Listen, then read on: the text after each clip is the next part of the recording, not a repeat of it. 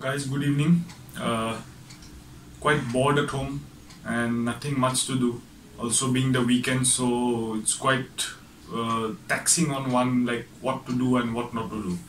So in this type of situation, I guess it's always good to talk to oneself and try and be able to know what's going on within us, so that we don't get much depressed, or we talk out things so that we feel a bit lighter.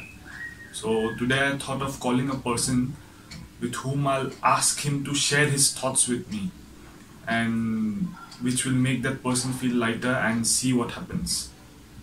So I've called that person to come. I'm waiting for him to come.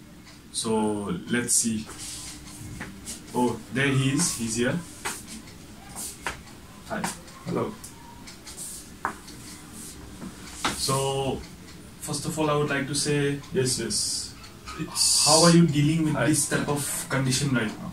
It's quite challenging, this phase of time, and I'm doing things like I'm working from home. First of all, my office work is going on, and secondly is that I'm trying to learn some new things which keeps me occupied, and things normally that you like to do, try and do them, try to upskill your knowledge, keep in contact with friends, family, talk to them now and then so that you feel a bit lighter.